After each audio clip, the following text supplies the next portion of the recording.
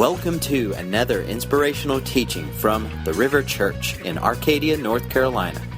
For more information about the River Church, teaching, and ministry, please visit www.RiverChurchLive.com. University a few times in our house this past weekend because we got it at the Red Box. And I don't know if you know the Monsters, Inc. or the Monsters University, but there's Mike Wazowski. Anybody know what I'm talking about? Oh, more people than I thought, right? Okay, here we go. Mike Wazowski, right? Mike Wazowski's the little guy, but he has one big eye, right? He has one eye, right? And basically, the eye is almost as big as the rest. You know, it's like a half of his face is the one eye. And I kind of was thinking about this past weekend. I'm watching Mike Wazowski with his one eye, and he's really got no other talent. He's just got an eye, right? And he's in Monsters University, and if you've seen the movie, it's kind of new.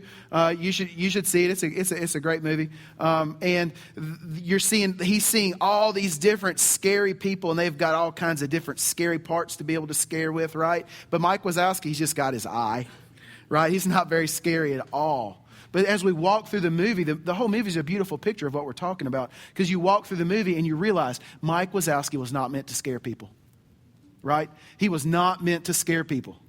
But what you see as the movie progresses is you see this beautiful sense of he was truly made to make people who could scare even scarier.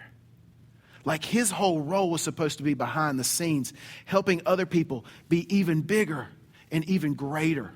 And so he's really a coach in many ways. His role is a coach. And it's a beautiful sense of who he is.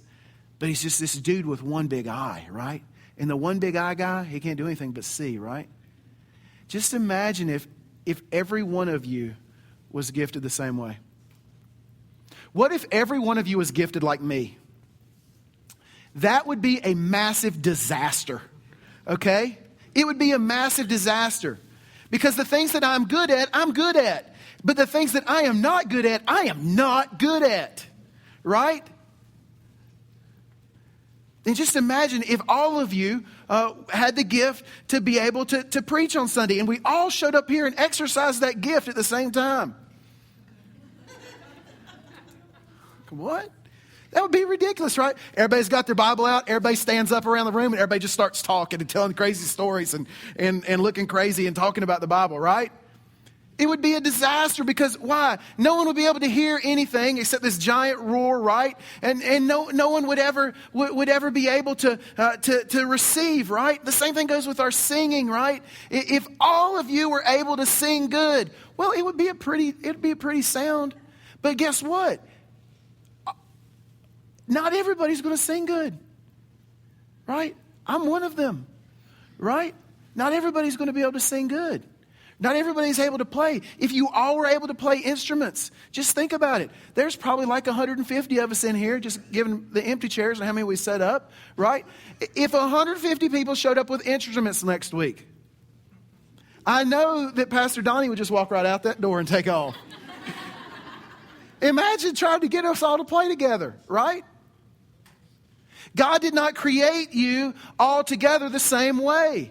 He created you all differently. He's given you gifts according to His Spirit, and those gifts are all different gifts. He hasn't given us all the same gift. He's given different ones to different people. Why? So that the body fits together and works together the way it's supposed to. When you lose the little jelly donut in the middle of your back, it's a problem. You need that little jelly donut. There's lots of them in your back, and you need them. And guess what? The little jelly donut, it's hidden away under layers of skin and other stuff, right? Right? Right? But just because you can't see it, and just because it doesn't seem like it's an important piece, and just because it's not standing up playing guitars or singing or able to move across the world or whatever, even though it's just this little bitty piece, man, is it critically important to the whole body.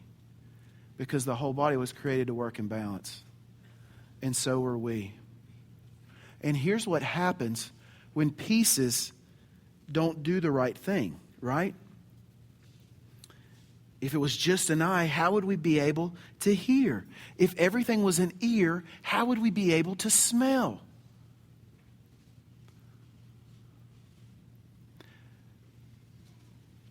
In most organizations, and especially churches, there's this whole 80-20 rule. You've heard about that, right? 20% of the people do 80% of the work, right? What happens to those 20% of the people? They get burnt out, right? Why? Why do they get burnt out? Let's roll back for a second. Because they were crazy busy, right? And the church works the same way. We've been talking about your individual life and the life of your family. Mostly we've been talking about your individual life, right? How you can see how you were created, and you can see the concept of Sabbath and of rest, and you can see, understand how Jesus has come and has met that need in your life, and how you need to put your trust and faith and hope in Him to receive that. But now we begin to talk about it collectively.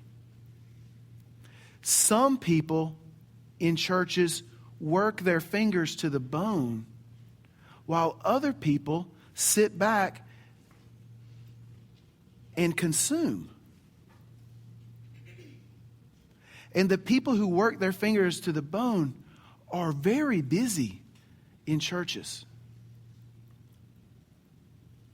And while it's important for us to be very busy in our church, being busy in our church should not come at the expense of nurturing our families and of being able to nurture ourselves, or to at least rest in the Lord and receive the nurture that He gives. And so if everyone kind of looks up and says, oh man, look at those folks doing that and those folks doing that, I got nothing to offer. Then those folks doing that and those folks doing that and those folks doing this, and the people that you don't realize are doing this, and this. And you just think because you can't sing or talk or move across the ocean that you're not worth being used or have something to offer, then all of the people who are working have to work even harder to meet all of the pieces. And maybe some of those pieces were pieces that God has specifically designed you or you or you or you to be able to fit in perfectly to do. Sometimes the reason why we're crazy busy is because other people are not. The body was created in such a way to share the burden, to share the load. In my family recently, I explained a few weeks ago, we've been very busy. We've been in a football season where I'm a football coach, as well as planting a new location for our church, which you are all here part of. We've also our kids have just entered into school. Our youngest, who has special needs, has just entered into kindergarten. We got kids in 2 different schools. My wife teaches part-time. Her school just ramped up. And at the same time, she's going to graduate school. So as you can imagine, things are really busy at our house. And one of the amazing things that I've had to learn very painfully is that the burden has got to be shared across our family. You see, at my house, I'm kind of the dreamer and the exciter and the woohoo guy. I'm cheer, we're going, right? But in the background, my beautiful wife is like the glue that holds everything together. And she is absolutely amazing in doing that, and who she is and how God has gifted her. And it's just absolutely beautiful. But right now we're in a season where Allison is teaching part-time, and she's going to school part-time, and then we've got everything else that our family is doing. And so she's having to spend a lot of time studying because of school. And what I've noticed is, because she's the glue that holds everything together, if I'm out going, woo, woo, woo, yay, yeah, let's go, everybody, then what happens is she can't handle the burden now that's on her, because we've added so much more to her plate. You can kind of understand what's going on, right? And so then, like, some days the dishes don't get washed like they should, and the laundry doesn't get done, and the house gets a little crazy, and we go sometimes too long without buying groceries. That means we have to eat out, which costs us more money. And you can see how without that glue that holds everything together, things in the family unit start to spiral out of control, right? And what I've learned very painfully is that I have got to quit going, woo, all the time, right? And pull back a little bit and say, man, I need to take up some of the slack and some of the burden in our family so our family works the way it should. And the church is no different. The church is no different. God has created each of us to take a part of the burden, right? Many hands make light work. You've heard that before, right? Dude named John Seymour in 1640-something said that, 46 or something said that. Along with everything else, every other little quote you've ever heard of. When in Rome, do like the Romans. I was like, you look up this guy, John Seymour. He's like every crazy old quote you've ever heard of, he came up with it.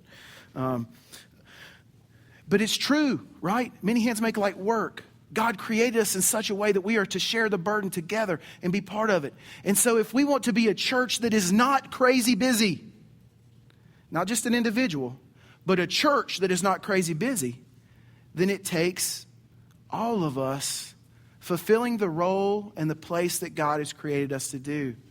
And you're like, well, I can't sing and I can't talk and I can't do this, but what can you do? All of you have ways that God has gifted you. And He's created you on purpose. Our women have been learning, right? That for such a time as this, that you were brought here and you were put here, right? And God has a plan and a purpose for you and a destiny for you, right? Our women in their Bible study have been learning that across these weeks and are continuing in that. And that is true. God has brought us to this place for such a time as this. And each of you have a purpose and each of you have a destiny. And God has created you and He has molded, He has shaped you. And He has brought you here to be part of what He is doing in this place, in this community. And so what we want to encourage you to do is to go ahead and say, I want to be part of that.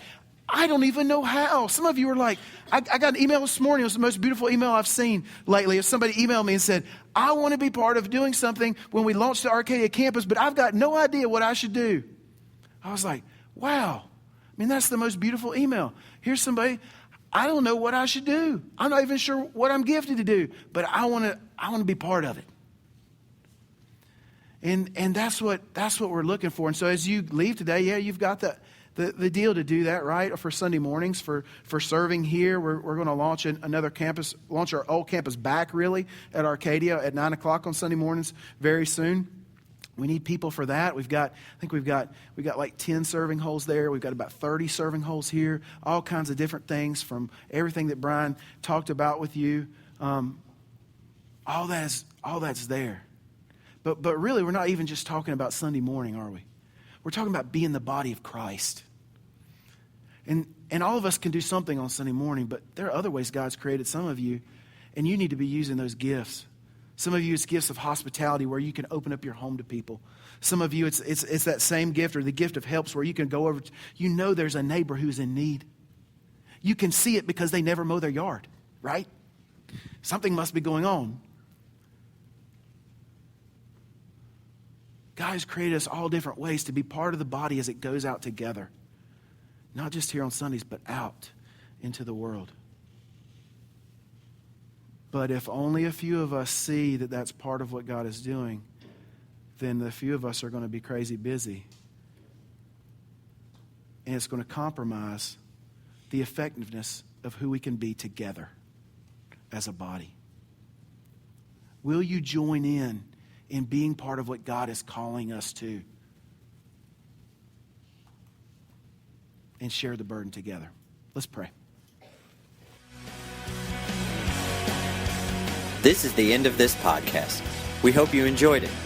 Join us again next week for the next part of this message. For more information about the River Church, please visit www.riverchurchlive.com.